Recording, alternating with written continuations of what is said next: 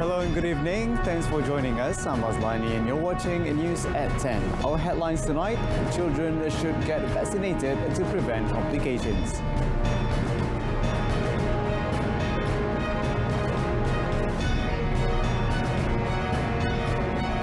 And government focuses on driving national financial recovery.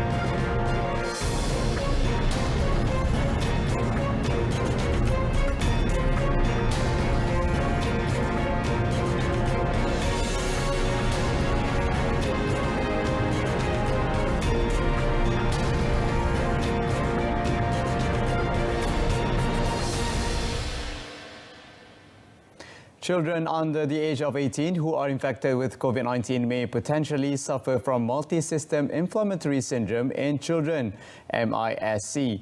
MISC is a critical condition that can occur when there is inflammation of internal organs, especially the heart, lungs and brain.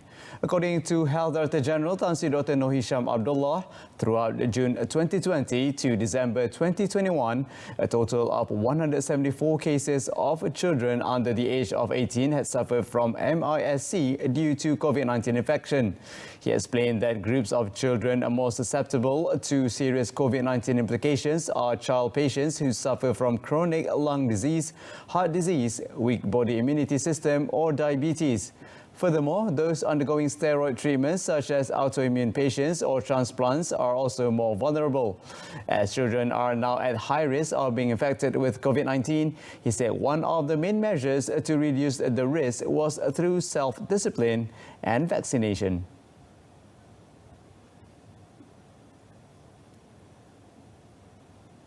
Meanwhile, Tan Sri Dr. Noor Hisham said even though the symptoms faced by children infected with COVID-19 are less serious compared to adults, there are still cases which require hospital treatment, including placement into intensive care units. There was an increase in daily bed usage of COVID-19 patients among children under the age of 12 due to the increase in new cases in the country. The increase was more significant in February 2022, especially in categories 2 to 5. The increase can also be attributed to the emergence of the Omicron variant of the virus, increased mobility of children following reopening of school sessions, as well as childcare homes and nursing centres. Tan Sri Dr. Noor Hisham said from early January to mid-February 2022, a total of 50,826 children under the age of 12 were infected with COVID-19. Of the total, 15,817 cases were in Category 1, 34,857 were in Category 2, 120 cases in Category 3, 28 cases in Category 4, and 4 cases in Category 5. About 3,000 police personnel and officers will be on duty on nomination day for the Johor state election on 27 February to help ensure the process runs smoothly. Johor Police Chief Datuk Kamaruzzaman Mahmad said the staff stationing will be focused on enforcing SOP compliance at the designated locations. Dan kita akan tingkatkan semasa kempen, kita akan tingkatkan untuk keperluan, dan kita dah ada jumlah orang yang pegawai dan tim yang telah disubsidia lah. All parties are asked to abide by the rules and follow the advice and instructions issued by the police personnel on duty so that public order is always maintained. On that note, he also said Johor Police have not yet received any reports regarding the state elections. Permits for election campaigning will be issued after nomination day. The Election Commission EC has set the Johor polling date on 12 March, while 8th March is set for early voting.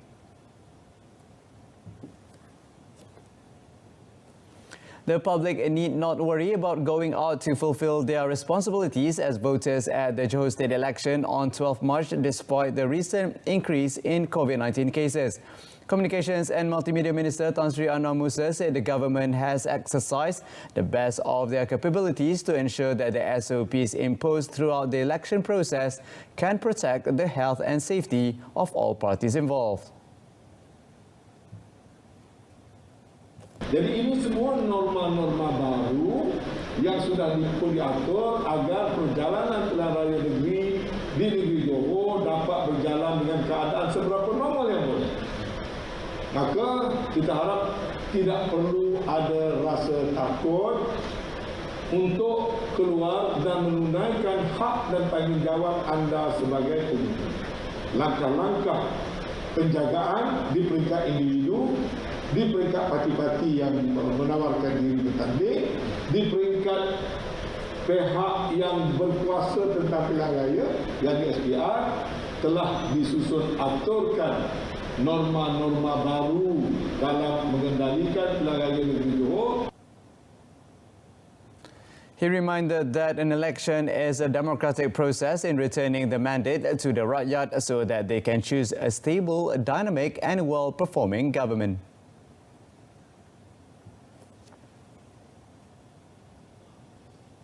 Meanwhile, Tan Sri Anwar reiterated that the government is open towards allowing official media to become a medium for introductions of competing party candidates, including the opposition.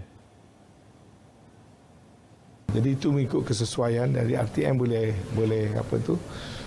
buat menentukan kaedah bagaimana itu dapat dilakukan. Yang pentingnya kita lebih terbuka, tapi sudah tentulah kita mesti ada kawalan. Tak boleh free for all kan. Ini kita saluran TV kerajaan, kita ada peranan dan tanggungjawab yang tertentu dan kita ada etika yang tertentu yang mesti kita pertahankan. Yesterday, PKR President Datuk Seri Anwar Ibrahim alleged that the opposition parties are still not given opportunities to promote and disseminate information through the mainstream media.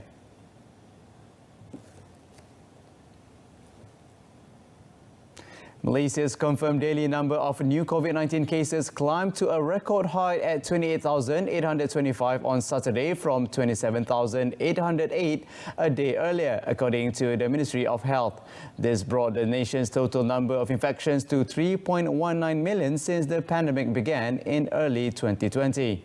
The previous record high daily figure of fresh pandemic cases of 27,831 was reported on Wednesday.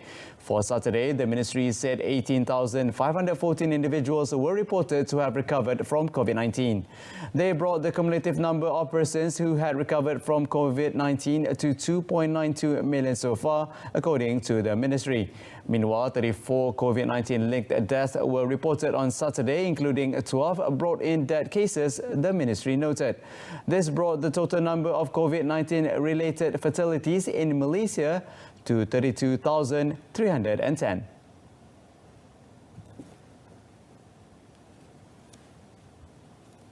The death rate for unvaccinated COVID-19 patients is significantly higher compared to those who have completed their vaccinations and those with booster shots. According to data of death per 100,000 population, according to vaccination status from 1st January till yesterday, the death rate for unvaccinated patients between ages 40 and 49 was 92.09 for every 100,000 people. The rate is far higher compared to the death rate of 3.08 for patients who have completed their vaccinations and 3.18 for those who have taken their booster shots for the same age category. The data shared by Health Minister Khairi Jamaluddin showed for patients aged 80 and above, the death rate was 167.06 among unvaccinated patients compared to 119.34 for those who have completed their vaccinations and 42.00 for those with booster shots. Meanwhile, the death rate for unvaccinated patients aged 18 to 29 was 8.14 compared to 0.98 for patients who have completed their vaccinations and 0 for those with booster shots.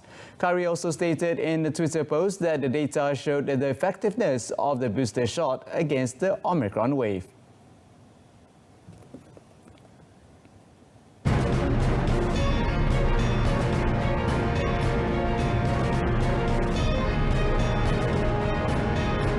Up next, Johor-Singapore public transport system expected to overcome congestion.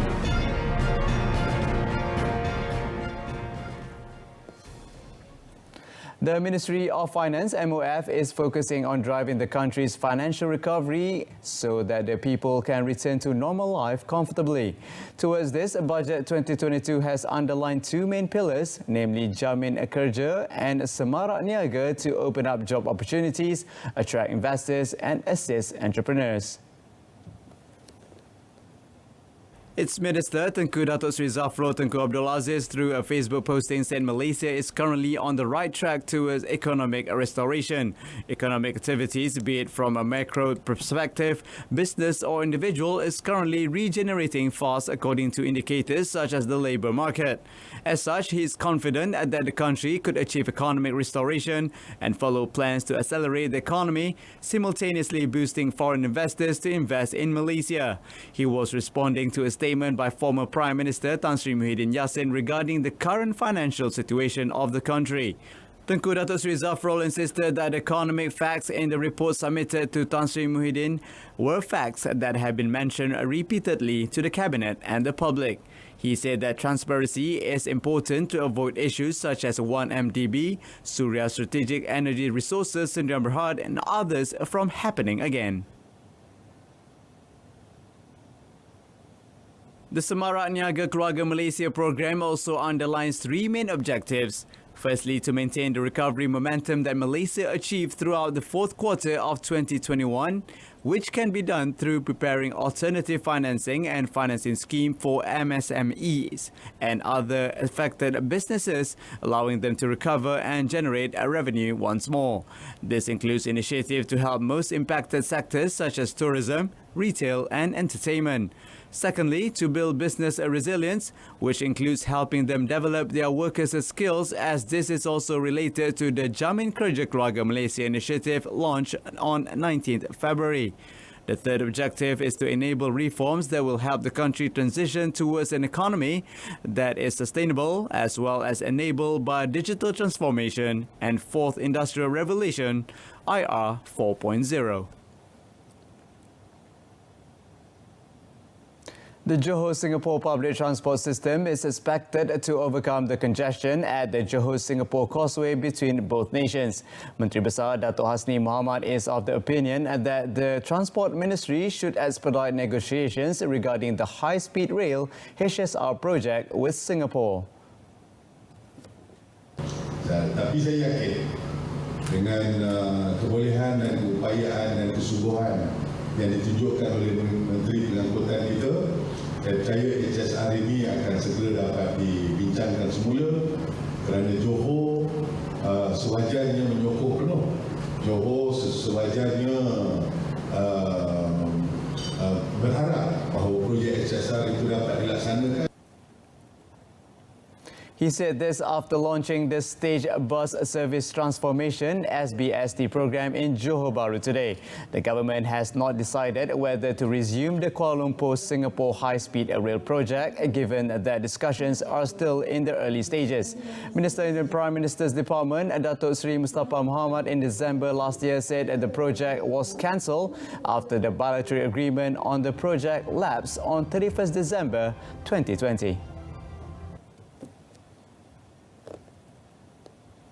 The latest icon of Kuantan, a 188-meter high tower named Kuantan 188, which is also the second highest tower in the country, is targeting 350,000 visitors this year. Its managing director, Dato' Zulkifli Muhammad, said since it was opened officially last December 15th, Kuantan 188 had received 45,791 visitors. Dengan keadaan semasa, kita menjangkakan insyaAllah kita boleh dapat hampir 350,000. Sebab itu sasaran. Mengambil kira tidak ada tapi kami berharap everything like this. He said this in a press conference during the launching and rebranding of Kuantan 188 today. The event was launched by Deputy Minister of Tourism, Arts and Culture, Datuk Sri Dr. Santara Kumar. The tower was developed by the federal government through East Coast Economic Region Development Council, ECRDC, before it was handed over to the Pahang government. Meanwhile, Datuk Sri Santara regarded the rebranding of the Kuantan 188 as timely, especially with the expected opening of the national borders in the second quarter of this year, other than the extreme activities offered, which could lure its own segment of tourism.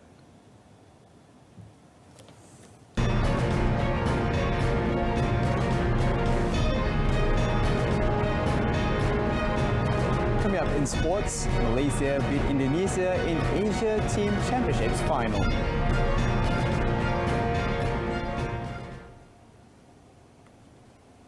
Malaysia were crowned the men's champions of the Badminton Asia Team Championships for the first time when they exacted a sweet revenge over arch-rivals Indonesia in the final today. Malaysia were beaten 1-3 in the previous edition in Manila 2 years ago, but there was to be no repeat as Malaysia came out tops with a dominant 3-0 victory in front of more than 200 home fans at the Setia City Convention Centre in Shah Alam. All-England champion Lee Zijia had to come from behind to beat Chico Aura Dwi Wardoyo in the first singles. Encouraged by a 200-strong home crowd at the Setia City Convention Centre, Zijia stepped up a gear with a series of fiery attacks which saw the world number 7 deliver the first point for Malaysia 14-21, 21-12, 21-10 in 50 minutes. Malaysia then marched further with Tokyo Olympics bronze medalists Aaron Chia and Suhu Yik, who survived yet another nail-biting 56-minute thriller to beat Leo Rolly Carnando and Daniel Martin, who are ranked 28th in the world. The world number 7, Aaron and Wu Yik, lost the first game 17-21 but recovered to win the second game 21-13 before clinching a nerve-wracking rubber game 21-18 to put Malaysia 2-up. Ng Ziyong turned hero after beating his son Leonardo Rumbe 21-14, 21-15 to seal the winning point as the Malaysia camp erupted into sheer joy. Ziyong's mission was made easier after key members Zijia and Aaron Wu Yik secured the home side, a flying start by staving off strong resistance from respective opponents to race 2-0 ahead. For Indonesia, the defeat ended their domination of the men's team event since the biennial tournament's inception in 2016. They pipped Japan and China to the 2016 and 2018 titles, respectively. Indonesia, however, reached another milestone in their illustrative badminton world as their women's team were crowned as the Badminton Asia Team Championship 2022 champions after beating South Korea 3-1 today. This was their first title since the tournament began in 2016, while South Korea had to settle for yet another runners-up finish, repeating their 2020 edition achievement. Indonesia got off to a flying start as the 2017 World Junior Champion Gregoria Mariska Tunjung delivered an A-game performance to crush Sim Eugene in straight games in just 26 minutes. However, the South Korean side never gave up as their main doubles pair, Baekhana Seong Hyun Young, leveled the score for their team, overcoming a rubber game against Febriana Dwi Puji Kusuma and Amalia Cahaya Pratiwi. In the third game, Indonesia regained the lead after Putri Kusuma Wardani got the better of Lee Seon before Nita Violana Marwah and Lani Tria Mayasari overcame Kim Min Ji and Park Min Jeong, ensuring the BATC 2022 trophy belonged to Indonesia. Indonesian doubles team coach Prasetyo Restu Basuki was elated to see her girls emerge victorious today as it surpassed their initial target of reaching the last 4. Why do we tell you stories? Relevant, New, efficient, accurate. reliable. We bring you extraordinary stories from around the world, from politicians, bankers, and even your favorite celebrities. This and many more on RTM's English News.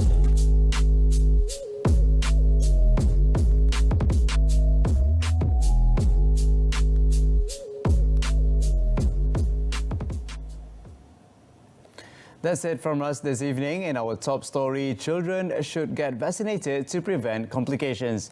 Join us for updates at noon at 12:30 tomorrow. I'm Azlani Adani. Thank you for watching. Goodbye for now.